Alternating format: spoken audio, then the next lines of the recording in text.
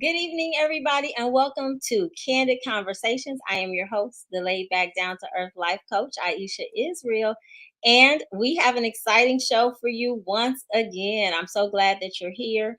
So, I really don't have a lot to talk about except for the weather change. You guys know I am all about the warm weather, and Chicago literally said, Nope, it's time for fall and get your coat out. I actually had to wear a thick jacket and some Uggs this weekend, which is not what I like to do. I mean, I like my clothes, but I don't like the cold. And it's not even cold yet. But I'm never ready. But anyway, so tonight we have a lot going on. So if you are one of our email subscribers, then you were already privy to the information that we are going to have guest co-hosts for Girl Talk during our show for the rest of the season. We are looking for a permanent co-host, and so we have some young ladies that are going to rock with us for one show at a time for a few shows during the season.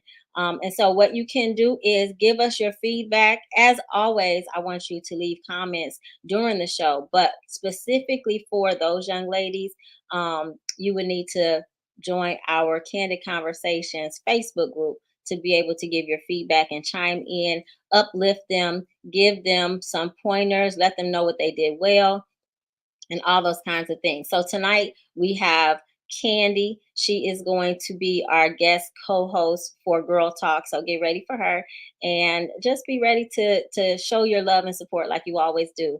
Okay, so you know the first up on the show is the boss chick. And so I am privileged, I feel privileged to be able to interview her. And I'm so excited to have her here. I don't really know where to start. She has so much going on. She's a very important person in the community, and I have some important questions to ask her. And I hope that you do.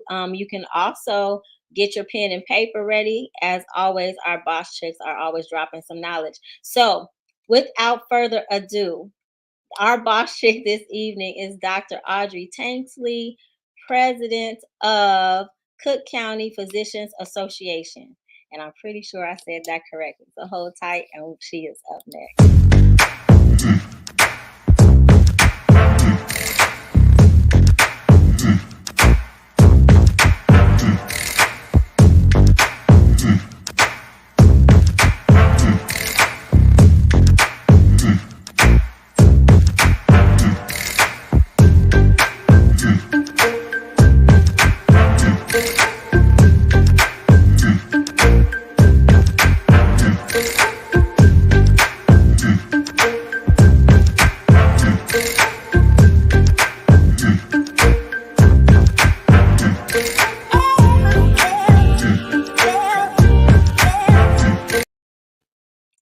Hi there, how are you? Oh, you're on mute. I was on mute. Sorry. I'm excellent. How are you?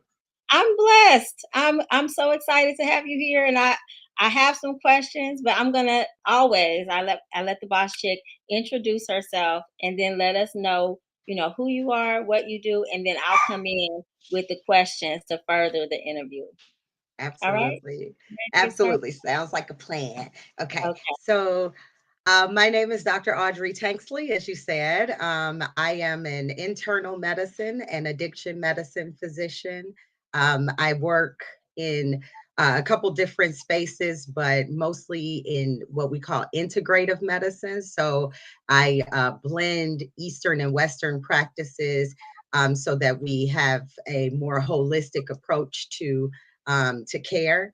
I am from the South Side of Chicago, born and raised, and that is extremely important to me because that's actually what I advocate for. So, as you mentioned at the top of the show, and yes, you did say it correctly, Yeah. I am the president of the Cook County Physicians Association, and that is an organization that has been in this area, the Chicagoland area, since 1911. We're the Ooh, local chapter of the National Medical Association. So back in 1895, when African American physicians could not be a part of the American Medical Association, we formed our own societies. And so those societies still live on today. And so we stand on the shoulders of those giants. And I am the president of our local chapter. And so in that space, we really promote advocacy for our Black communities and for the health of our Black patients, but also for the sustainment of Black physicians and the creation of more Black physicians. So, I love yeah. it. Well, you know what? And I'm a mama, and I'm a soror, and and I'm a girl from the Wild Hundreds, and look, I'm all those things. Right. And so I love I- two things that I really love. I love that I would say most of the boss chicks that come on the show, they are really doing it, right? They're paving the way, they're helping others, but they are really down to earth. And so I really appreciate that.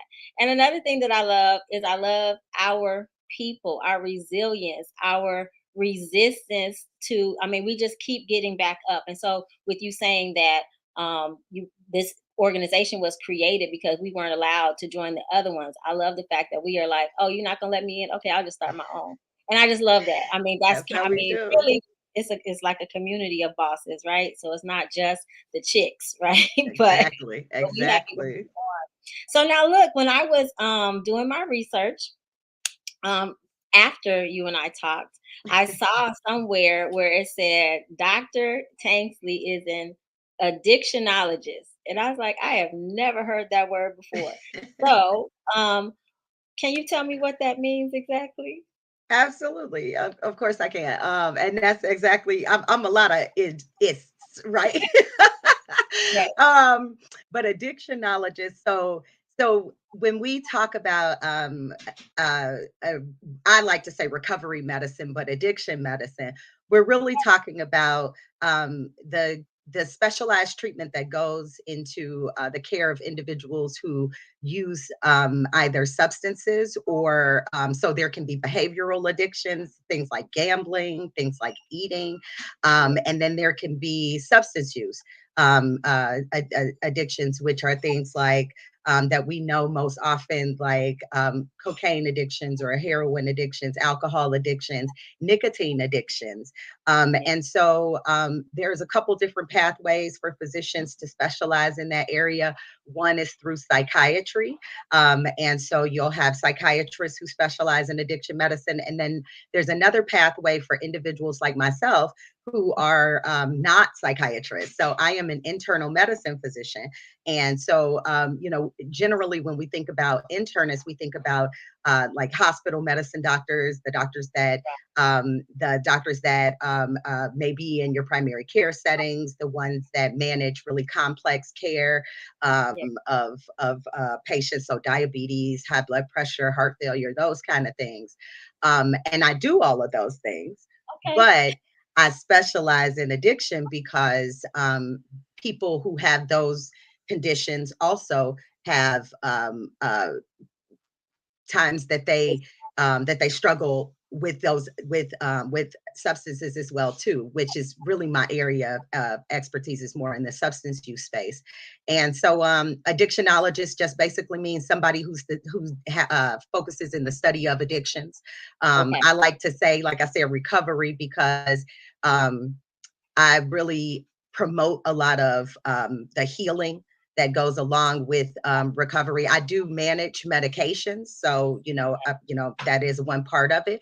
But I tell all of my patients that's only a small part of it.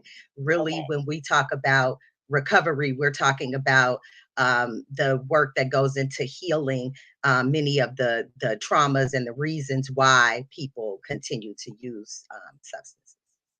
So, okay, so I mean, I have so many questions just from that little blurb right there. So, with addictions, do you feel like, do you have patients that don't get medication from you? Like, are they only they are just getting like Yeah, therapy or yeah, okay, absolutely. So there, there's a couple different pathways, and I'll tell you, in traditional, there's traditional, the traditional way that we treat, and then there is what God is going to allow my vision to come forth that is going to be this revolutionary way that we treat.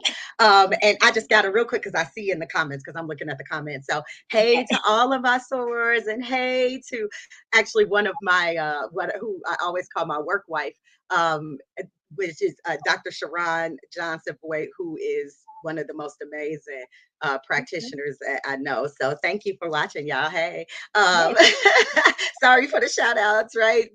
But yeah, to answer that question, though, there definitely is the traditional way that we treat, where medication assisted therapy or medications for, opioid use disorders. So those are the things when people think about like methadone treatment or buprenorphine treatment, which some people call Suboxone treatment, which is newer, but it's not really new. But to okay, our community, it's a little newer, and okay.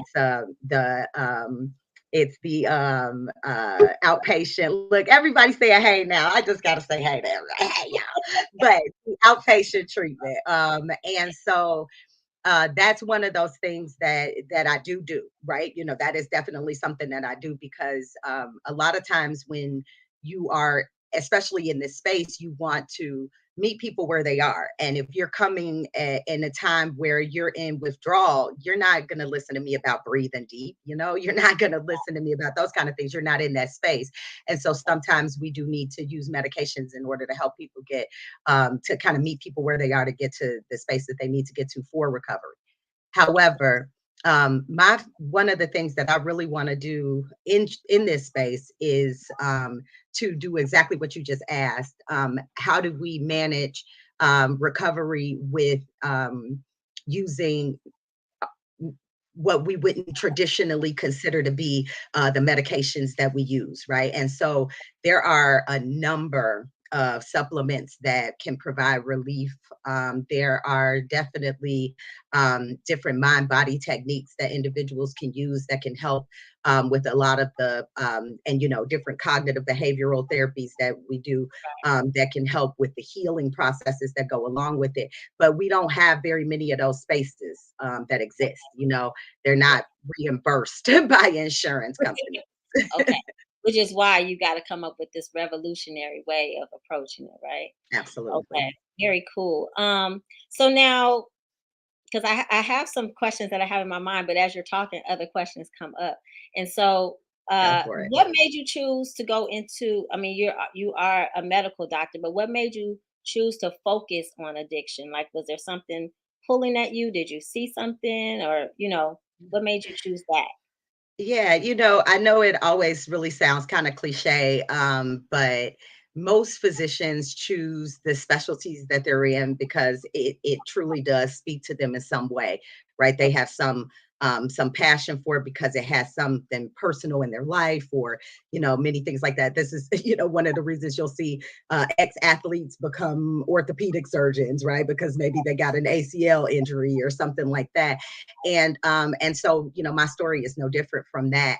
I am, as I mentioned at the top of this, I'm from the south side of Chicago, right? And I'm a 90s kid, 80s baby, 90s kid. And I grew up in a time when Chicago was, and still, really at this point still is riddled with drugs, and my family was heavily affected by it. And I saw not only the addiction side of things, but I saw a number of my family members go through recovery and go on to have some pretty, successful and Yeah, reintegrated lives, right? And so when I was in medical school, the way that my attending physicians often treated the patients who had substance use disorders, who were in the emergency room or in the hospital, and had addictions, was, disheartening to me because it made me really think, is this how somebody treats my father or my mother or my aunt? And so I wanted to not only because a good part of my career, I say that as if I'm like super old into my career, right? But at the beginning of it, I did a lot more in academics, and really the impetus for that was because I wanted to teach what good medicine looks like, especially to those most disenfranchised from our healthcare system. Got it. Got it. Okay. And so, um, I know you're so busy and you have so many wonderful things going on, but I want to know specifically, how does one become the president of Cook County Physicians Association? How do you how does that happen? um, you know, I am honored to be able to represent the Black physicians in the Cook County land area. I must say that. Um, how do you become the president of the organization? Well, I think part of it is commitment. We have meetings, so attending those meetings and being a representative in not only in the spaces that we work, but also in the spaces where we are visible, right? So in the community. And so one of the things that I say is probably my biggest passion is community service. And another thing that is my passion is legislation and policy. And so those are two things that I was doing very persistently for the organization that allowed me to, what I would say, get the visibility that I needed to get the support to become the president. Awesome. Now, are is the Cook County Physicians Association powerful in getting health policies changed and implemented? Well, I'm going to say this. I think like most of our institutions, we have had periods of time where we've lulled, but we've absolutely had more periods of times where we've excelled. So we're definitely we are, the only organization that has been around as long as we have and had this powerful of a voice. We have some extremely powerful members of our organization who are doing most of the leadership, or most of the leadership spaces in the DEI spaces in the city, and in the Cook County land area. A lot of people think that we're just Cook County Hospital, but we're actually Cook County land, right? And so our members span this entire area. So we are definitely moving in the legislative area more effectively now. And I think now that COVID is over and we're able to get down to Springfield and actually, see our legislators face to face, that will also be more beneficial. But we definitely submit things like expert testimony on behalf of situations. So, for example, the Mercy Hospital situation that we all know about, right? When we unfortunately were about to lose that hospital in the middle of the pandemic, that was something that our organization was very adamant had to be at the forefront of Okay. a lot of the things that we did. So we wrote letters to the legislators, we wrote letters to the governor, and did a lot of things in order to try and help with the healthcare pillars that the Illinois Legislative Black Caucus created around the healthcare and around federally qualified health centers.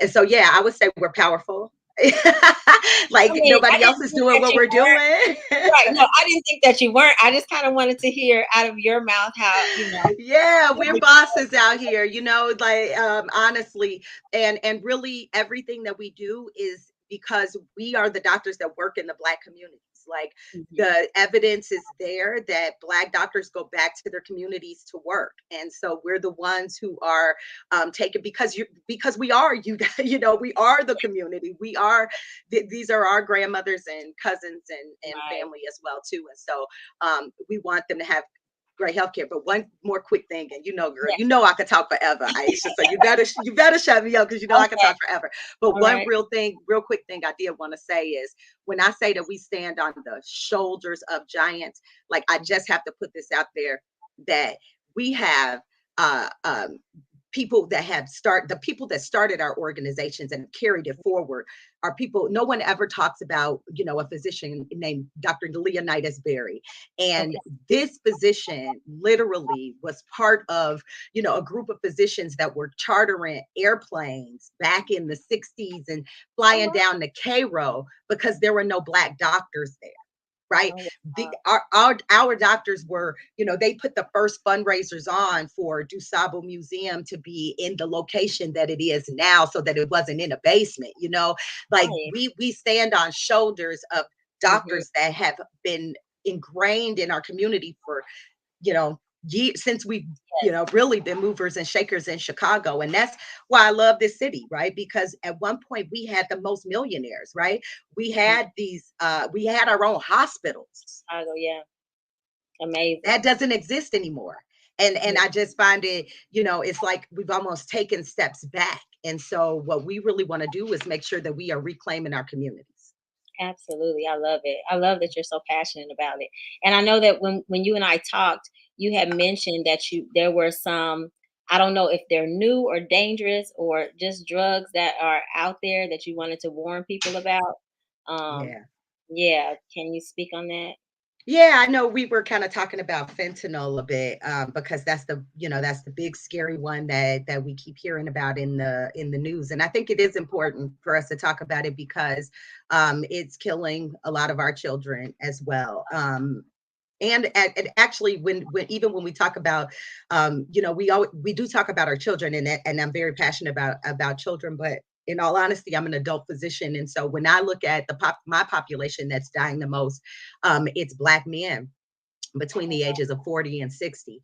And that really saddens me because my best friend in the world, God rest his soul, was my grandfather, who was a Black man. And my father, who, who raised me, is Black man, and I'm married to a Black man, and I have a Black son. And so I think about those kind of things, that they're the highest population that are using these drugs. And actually, one of the higher amounts of the young men, who are starting to use these. So fentanyl is an opioid like substance, and I say that because it's actually a synthetic opioid, so it's not even real, right? Oh, It's okay. man-made in a lab. It's something that we actually use in medicine for pain management of really severe pain, like cancer pain. Right. Okay. But this is now on the street, and it is, thousands of times more strong than than heroin. And so small amounts of it can allow people to overdose. And so what we're seeing is it's really cutting everything. And, often when I see my patients in the office and they're like, man, doc, I didn't know all that was in my urine. And I'm like, you think your drug dealer love you? Like they don't, they're trying to sell you a product. Right. Right? They don't, they're not like, let me get him the cleanest thing I can find. Like, no, I'm cutting this up because I'm trying to stretch what I need to make money and put it in my pocket as well too, right? Because it is unfortunate, but it is the economy that exists in a lot of our communities. And so one of the things that's out now that I do think we need to make sure that the Black community knows about is called rainbow fentanyl. And it's basically fentanyl tablets.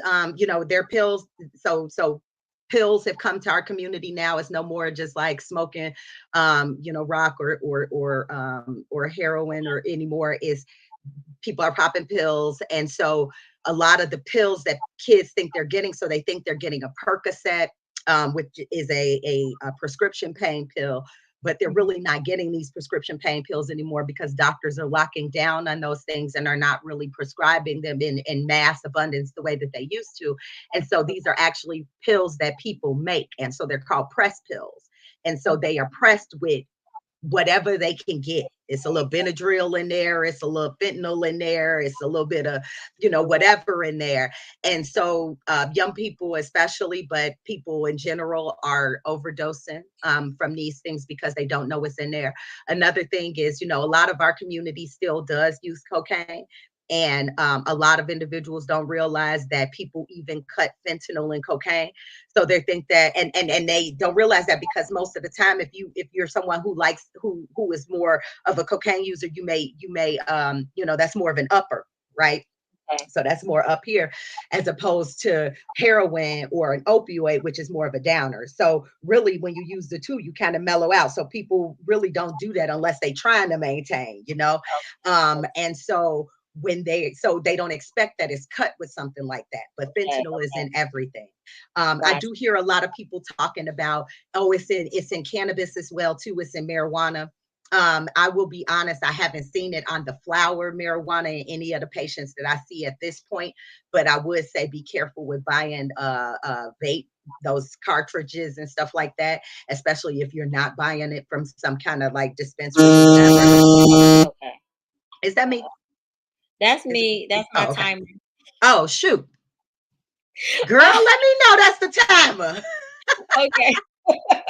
Well, I have enjoyed talking to you, but it is time to round this out and move into the next segment.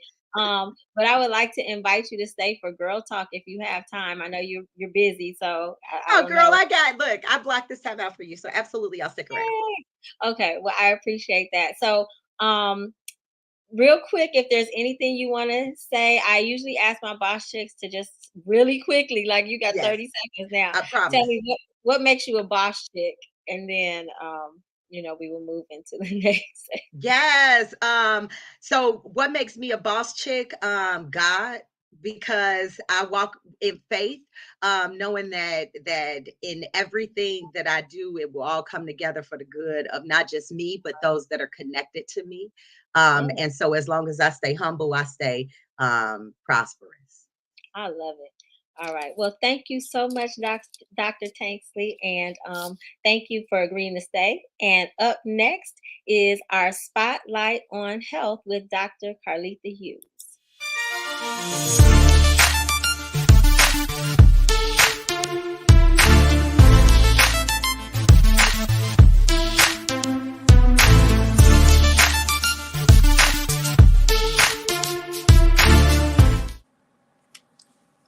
Hey everyone, I am Dr. Carletha Hughes. I am a pediatrician, and today is my segment to talk about Spotlight on Health. And what I'm going to talk about first is because everyone knows October is Cancer Prevention and Breast Cancer Awareness Month. So I just want to talk about a few facts with breast cancer awareness. Number one, I just want to remind everybody breast cancer is the second most common cancer among women. It's only secondary to skin cancer. And what breast cancer is, it's when your breast cells grow out of control, they go haywire. And these same breast cells or cancer cells can spread to different parts of the tissues, which we call metastasis. So, I'm going to quickly talk about breast cancer awareness, prevention, and early detection. So remember, most people, the highest population of breast cancer detection is usually around 50 years old. So what they usually do, they suggest that we all get mammograms starting at 40 and older. So 40 and older yearly, usually they want women to get a breast cancer screening or a mammogram, which is like a high-tech x-ray of the breast to detect for cancer cells. By saying that, just remember that if you have a family history, especially a strong family history of breast cancer, you should get checked 10 years before the youngest person was diagnosed. So let me give you an example. If somebody was diagnosed at 42, you shouldn't wait till you're 40 to get screened. You should start talking to your doctor at 32, 10 years before the youngest person was diagnosed in your family, whether it's your mom, your aunt, um, anywhere that's close to your genetics, the youngest person in your family with a history of breast cancer. You should start talking to your doctor so you can get screened at least 10 years before the youngest person was diagnosed in your family. All other women, they suggest mammograms around 40. Now, why is it important in our community? We are the number one community, African Americans, to die of breast cancer. And we're not the highest population of getting breast cancer, but we're the highest population of actually dying of breast cancer. So that's very important. If you have a strong family history, make sure you talk to your doctor. Be persistent. Be your own advocate to let them know I need to be tested. They even have genetic tests that's not always specific, but it gives you an idea how likelihood. But you also, again, can be your own advocate and tell them, no, I want early screening. So 10 years before the earliest person was diagnosed, 10 years before them. Everyone else, minimal age is 40 that you should get yearly screening. So what are some of the things we can do for prevention? Some of the warning signs that you can check. One, new lumps are lesions on your breast. So new lumps on your breast. So women should be doing at least monthly breast exams just so you can actually know how your breast feels, consistency, look for any changes. Any thickening or swelling in the breast cancer that's new is a warning sign. Any irritation, dimpling in the skin around the breast is a warning sign. Any redness, flaking of the breast, or areola, that's the dark part around the nipple. Any of that have skin changes. These are warning signs of early detection. Any pulling in, so any reverting of the nipple or changes of your nipple is a warning sign that you should talk to your doctor about breast cancer. Any discharge of blood from the nipple is a warning sign. Any changes in the size of your breast, and any pain in your breast outside of your menstrual period and outside of norm. So if any of those things happen, you should definitely make sure you talk to your doctor and go in for breast cancer screening. Prevention is early detection, talking to your family, talking about family genetics and history. And also, I just want to talk about with the breast cancer, make sure that you're not increasing your risk. So if you have a high risk of your family with breast cancer, make sure you talk to your doctor, but also some things that you can be in excess that can increase your risk. So poor diet, overweight, obesity, smoking, can increase your risk. Drugs and alcohol can increase your risk. So just make sure you have knowledge and make sure you get your yearly breast exam, mammograms if you're 40 and older. The other thing I want to talk about real quick is women. Us as African American women, most of us are mothers, aunts, working women, wives. We as women, sometimes we make sure that we take care of everyone else and we forget to take care of ourselves. So make sure that you're getting your yearly checkup and you're seeing your physician. Make sure that you're taking time for not just physical health, mental health. Make sure you have a mental health check. Make sure you're not sitting around, not doing things, not smiling at things that you normally smile about. Make sure you're not feeling signs of depression or you're not withdrawing from families and friends. Make sure that you listen to your body. Any changes or things that doesn't seem normal, make sure you talk to your physician about it. Make sure you drink lots of water, ladies. Don't forget to stay hydrated. And make sure you make time for exercise and diet changes as much as you can. So make sure you at least try to take care of yourself. The last quick thing I want to talk about that was shocking that came out that sexually transmitted infections, they used to say sexually STD, sexually transmitted disease. The new term is sexually transmitted infection because some of them we can actually treat. So sexually transmitted infections are on the rise. STIs, STDs are on the rise in America, especially since the pandemic. So some of the states have the highest rate of increase of sexually transmitted infections. One of the worst states, I'm just going to read the top 4 of highest transmitted sexually infections are Mississippi, Alaska, Louisiana, South Carolina. And it's a nice map that it'll show you here on the map. We have Georgia over there. We have Washington, Maryland, Philadelphia, New York. STI rates are on the rise. So make sure that when you're talking to your doctor about physical health, you're also checking out your genital health as well. And the COVID had a negative effect on sexually transmitted infections. They actually increased. And not only because they increased because we were all locked up, but also they increased because the screening became lower. We did not have, because we were locked up, people were not going to the doctor to check out and get their genital health checked. So just make sure you're taking care of yourself. You're thinking about making sure you're not having any changes Women, common signs to think about: any new change in smell, odor, any bleeding outside of your period, sometimes irregular menstrual periods, of course, vaginal discharge, any pain during urination, new pain during sex. These are some of the common signs that you can see that gives you a hint of sexually transmitted infections. But believe it or not, the most common sign is none. You can be infected and not know it. So make sure you always get your physical health checked. Make sure you all are out there practicing safe sex if you're sexually active. And most importantly, just make sure you follow up with your doctor, and you're not only checking out your physical health, you're also checking out your mental health. I hope I was I was helpful today. I know I went over a lot. Don't forget, October is National Breast Cancer Awareness. So don't forget to do your monthly breast exams. Make sure if you have a strong family history, you're talking to your physician about it. And make sure you all are practicing safe sex and getting your genital areas checked. Okay. Up next is Girl Talk. Have a blessed one. Bye. First and foremost, you need to have your wine.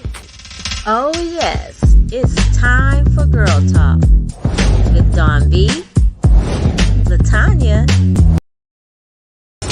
and yours truly, your laid back, down to earth life coach. All right, ladies, it's time to decide. Would you like a question, a scenario, or a personal truth? Think about it, but whatever you choose, just don't forget the wine. All right, now it's time to get this conversation started. Hello, ladies. Hi, How are you? good. Am I low or are you guys low? I don't hear everybody. It sounds really Oh, low. I was muted. Sorry. Oh, something's wrong. Okay. All right. So it's time for Girl Talk, and I'm not going to spend a lot of time talking about it because we are a little bit behind schedule. I do not see. Okay, 7:37. All right. So here's the deal. The Girl Talk is where we answer relationship questions. Every lady on the panel has an opportunity to choose a question, a scenario, or a personal truth, and they have uninterrupted time to answer the question. And tonight will be the first time that I've ever asked, but if we could try to keep it that first one to like a minute, I think we can probably get everybody a turn. And so we're going to start with the lady who is next to me on the screen, which is Dr. Carletha Hughes. So you are up first. Are you ready? Can you hear me? Uh-oh, we lost somebody. Can you hear me? Yeah, I can't hear you. Is there a delay? I can hear you. I can see you saying you can hear me, but I can't hear you. So this one, mm-mm. Can you mute it and then unmute it and see what happens?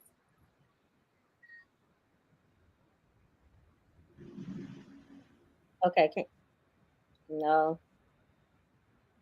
Okay, so I'm gonna go to Candie, okay, and then we'll come back. Oh, sure. Yeah, I can hear you. Okay, let's see. All right, so Dr. Hughes, say something. Woo. Nope, don't hear you again. Okay, all right. So Candie, I'm sorry for skipping over Dr. Hughes, but we will come back. Okay. All right, Candie, would you like a question, a scenario, or a personal truth? Ooh, uh, I'll take a personal truth. All right. Does your spouse do something you absolutely hate but he loves? I'm a husband. um, let's see. Something that I hate that he loves. Okay, so he might get mad at me for this, y'all. Okay, but he thinks he's a tad junky. I'm the clean one. And like, well, okay, like when I come home, I hang up my clothes, I iron my clothes, stuff like that. He comes home, takes everything off, stuff in the kitchen, and he has a really huge. don't really use the closet.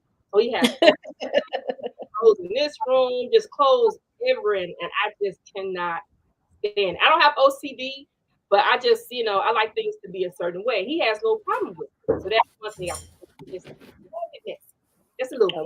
But I still love him. That's not too bad. Yeah. Anybody else?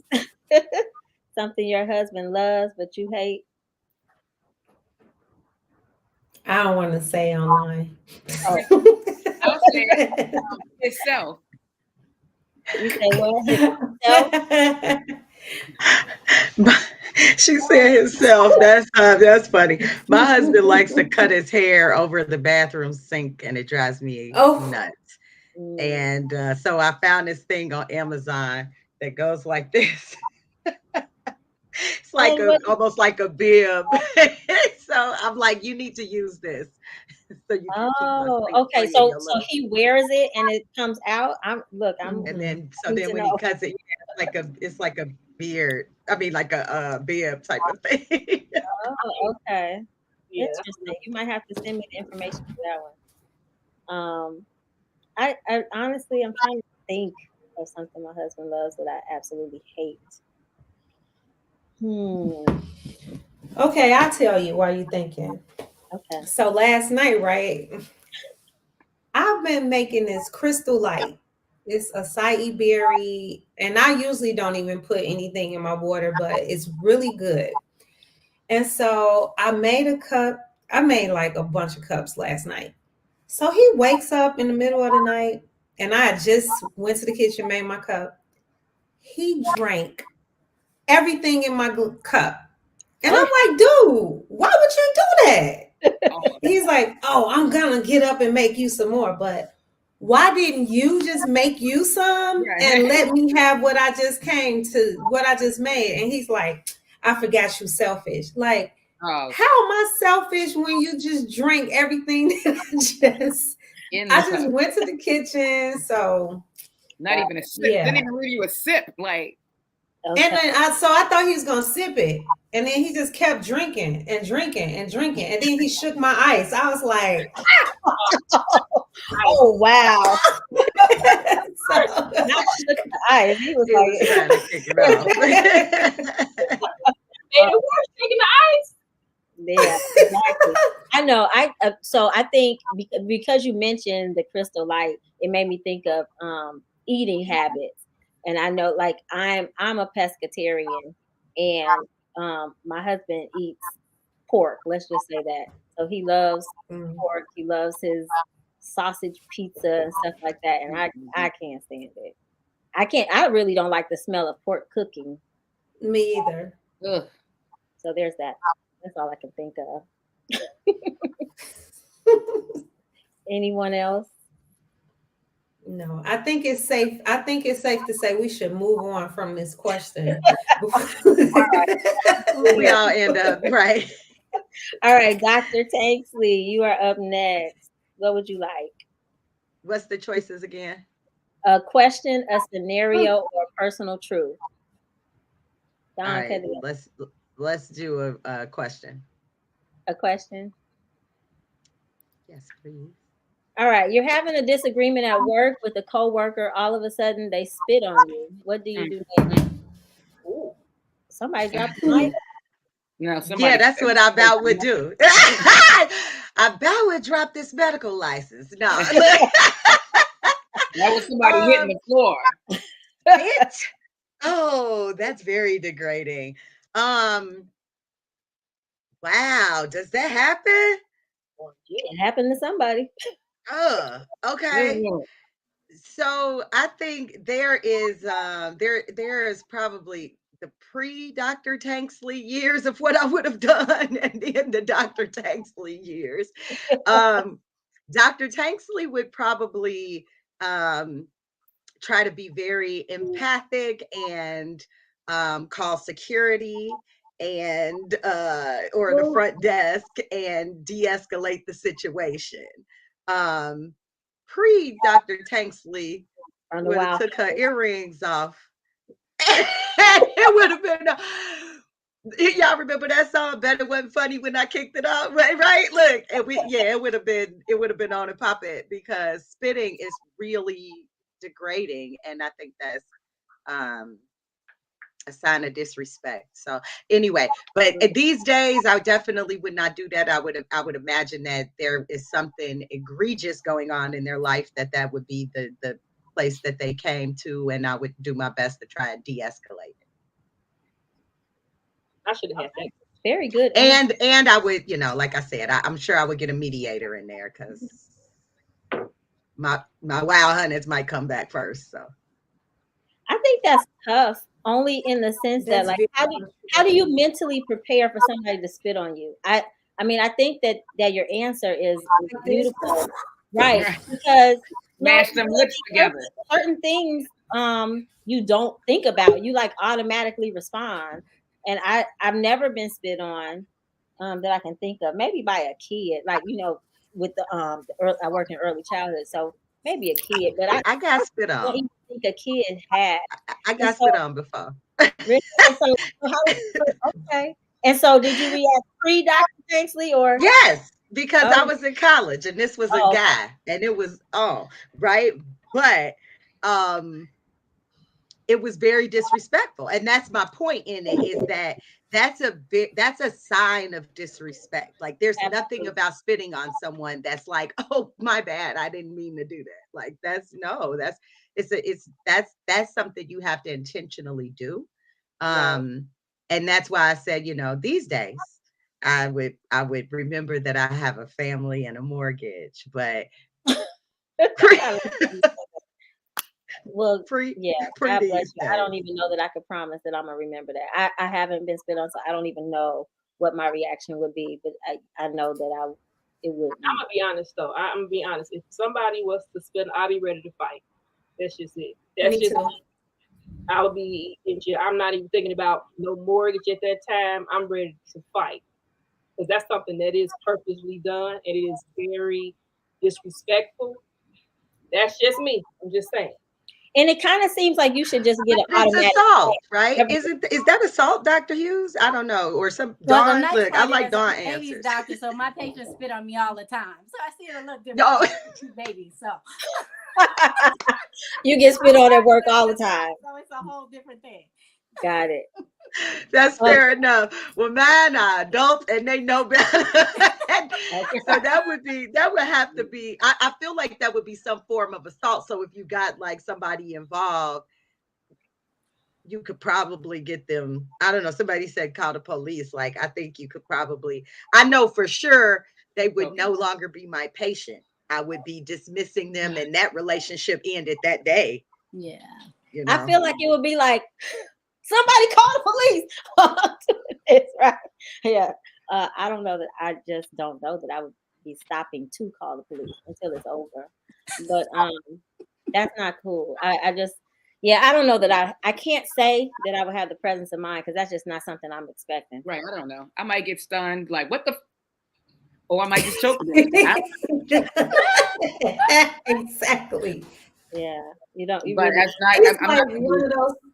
Yeah, I'm not going to be diplomatic at all. I want to be as ignorant as the person spitting. So whatever pops up, I'm going to be like, word, bitch, where you live, kid?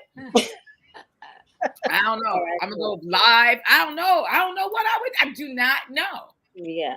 Like, I could just have a vision of choking, like. Yeah. As I tell my kids, double leg takedown. I take them down from the bottom and then jump up and down on their chest. Okay.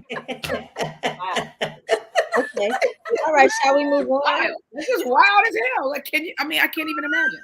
And I have a grand imagination. I just cannot imagine standing there and somebody's like, and what if it get into my?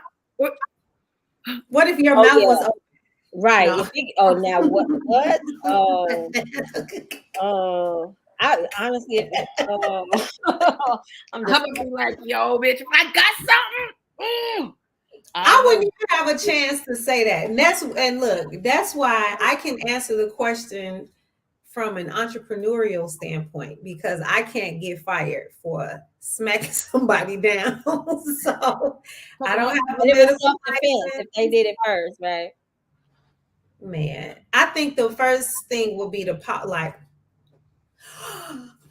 and like Don said, yeah. So Like, put yeah, your it's throat time right to there. move on. I'm getting mad.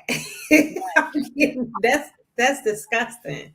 All right, I gotta move on because we're running out of time. So Dawn, it's your choice. So what's the scenario? Love it. All right, here we go. I'm so confused. I've been dating this guy for 7 months, and today he asked me why I don't have a boyfriend.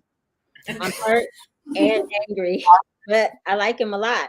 Should I tell him I thought we were together? Should I play it cool and continue as usual, or just move on? Damn, just grow up, goofball.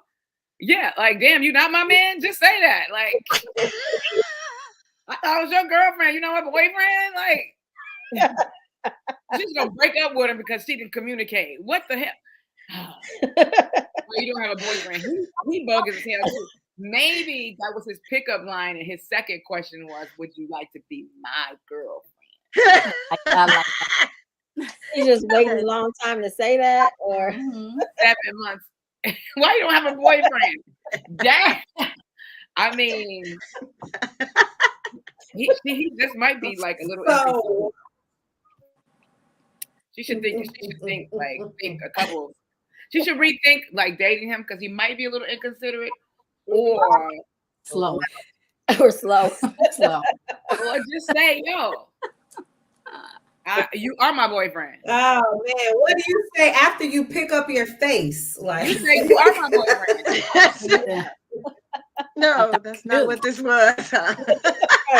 Wait, what? Wait, huh? Wait, huh? I do.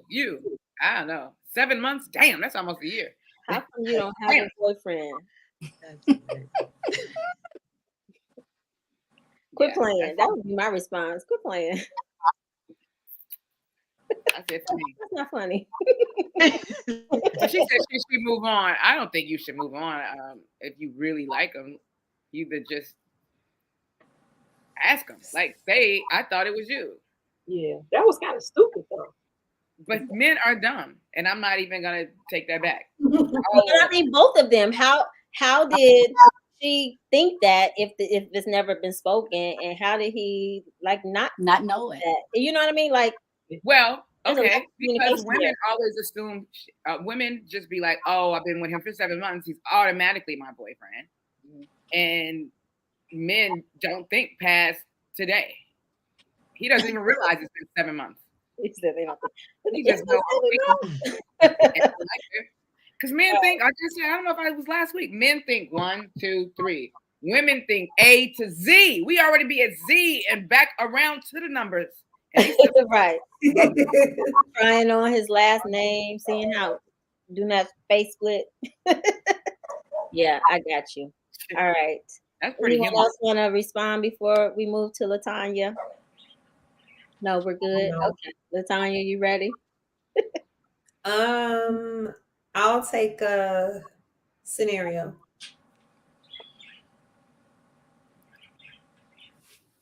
Oh gosh. Okay.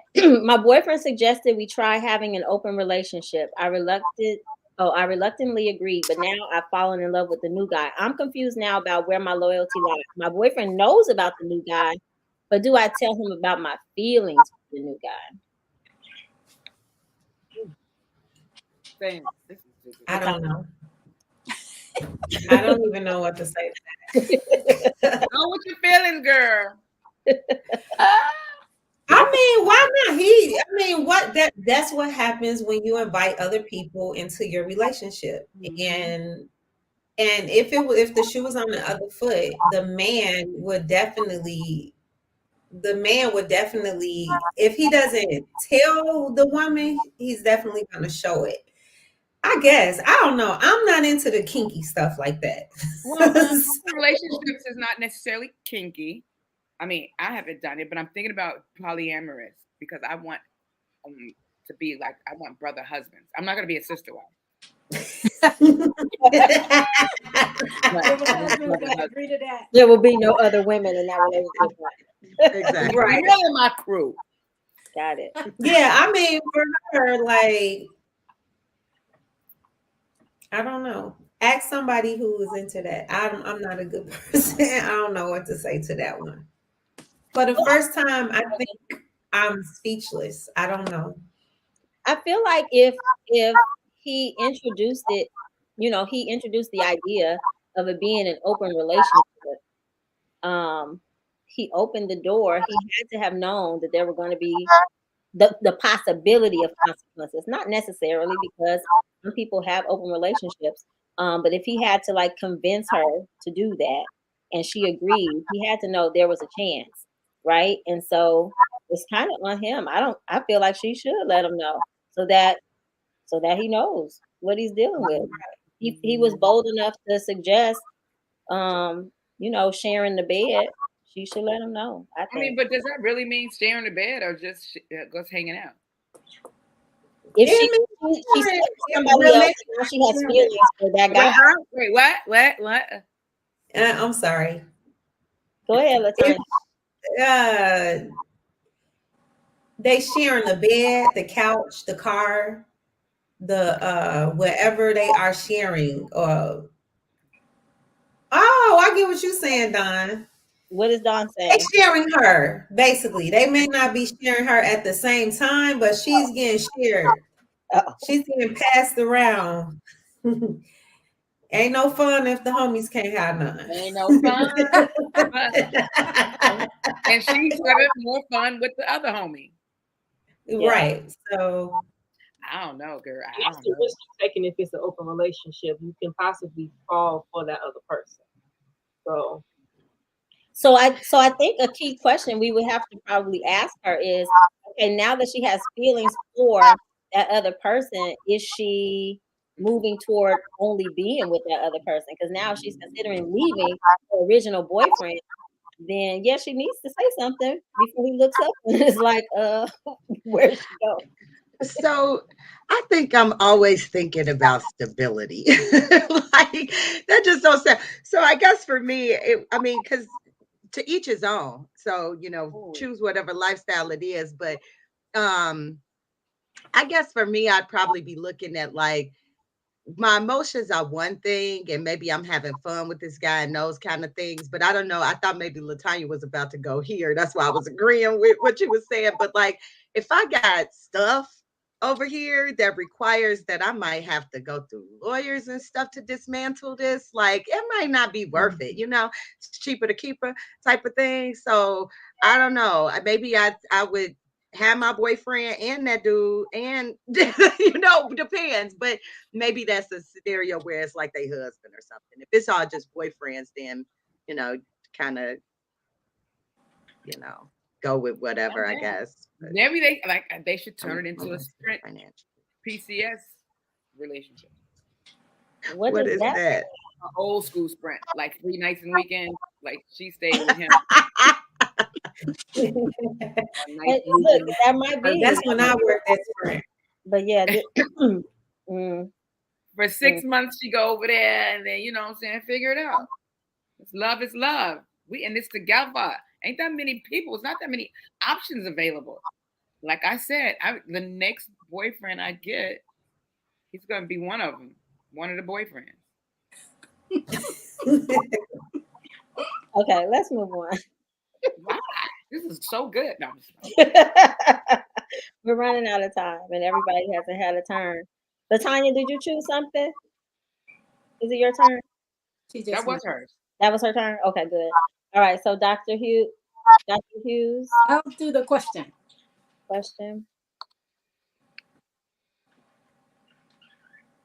All right. How do you feel about abstinence before marriage? I think it's a personal choice. I'm for it if you're into it. If you're not into it, I'm okay with it too. As long as you're practicing safe sex, I'm all for whatever you think is best for you. Dr. Tanksley, you really got to kick out that one.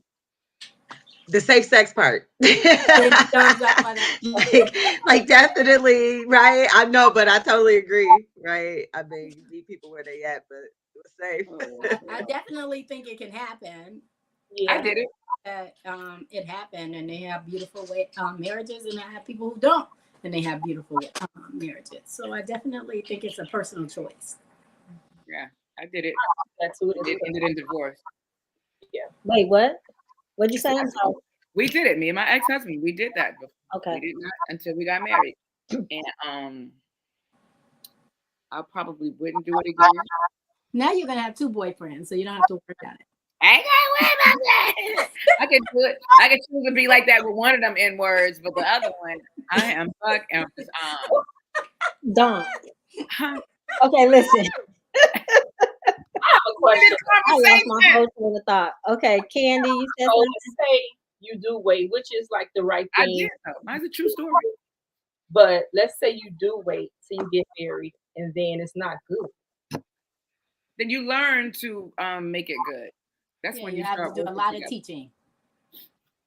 I agree. I think that if you are on one accord, But what if it's you are, and you're, I mean, you love each other, right? So the whole relationship, that's just one part of the relationship. That's not everything. And if it is everything, I think you need to reevaluate relationship. Now, in some people, everybody's different. So for some people, it might be more important than it is for other people. But the main point is that both people in the relationship need to be on the same page.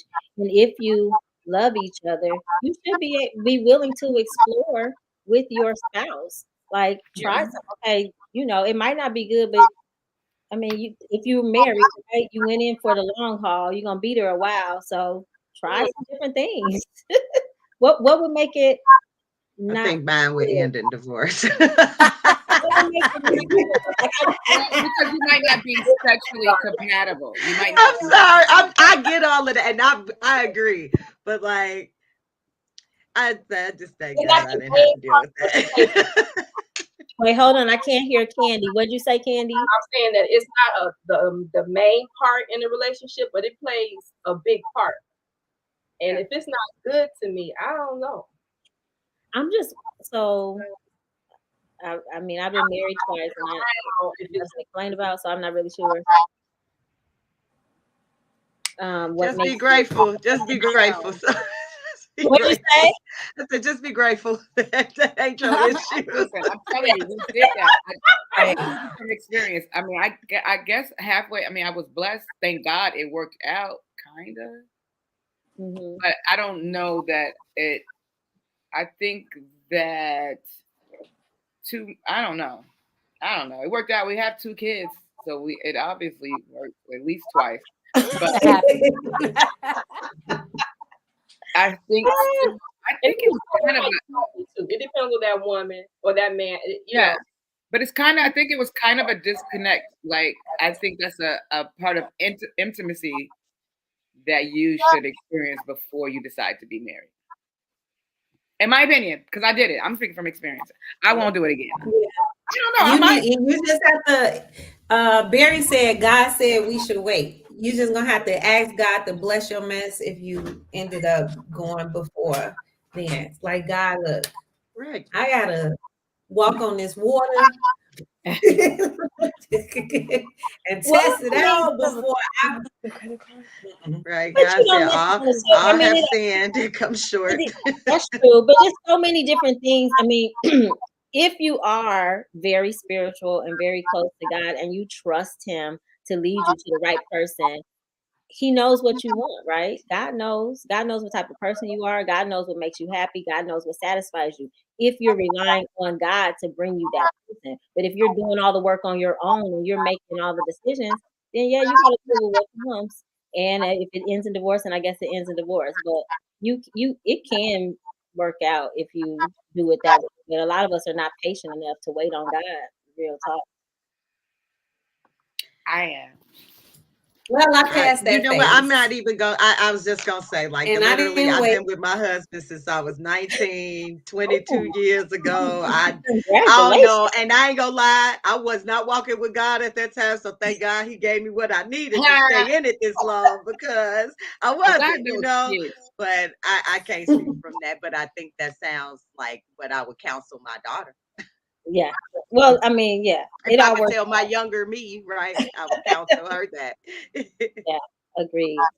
All right, ladies. Well, if no one else wants to chime in on that, I'm going to go ahead and close out the show. You good, Dawn? Okay. Oh, you know what? Wait a minute. Before we hang up, I want to put on the air that I have a beef with Dawn B right now. Let me tell you why. I found out on social media that she was performing somewhere in the city of Chicago and did not tell me, did not invite me, did not send me a text, did not send me a two-way. You know what? Okay, sorry. You know, I really don't. People say that every single time. When is your next show? I'll put that up there a year ahead of time. They still don't even come. So I should. You might come. You different. Thank you. But this particular show at the Laugh Factory, yes, I was told it was October 22nd. Oh. 5 hours. What was it? 11:30 p.m. show. You wasn't coming to that. Probably not. I was probably in my bed. But then I got tagged on Instagram like tonight. So I texted her and she's just like, "I'm sorry, can you make it?" I'm like, I guess. Oh wow. So how did you do, Dawn? I did well. I mean, it was 1:30 by the time I hit the stage. 1:30 in the morning? Yeah, everybody was drunk. The last time I performed at 1:30, it was in a hotel room. But it was not nobody's stage. I was tired AF, but we had fun. All right. Well, congratulations. I would like to be invited to the next show, though. Okay, I want to go too. Thursday. Come out Thursday. I'll be over at the Fireman Brigade. Okay. Okay. So you know I need it. Thursday. That's close. Where? What time is it? 84th and Kedzie, like 8:30. Oh, at Q's. All right. Okay. Good stuff. All right, ladies, I'm going to close out. Thank you for coming. Thank you for sharing. Thank you for joining the conversation. And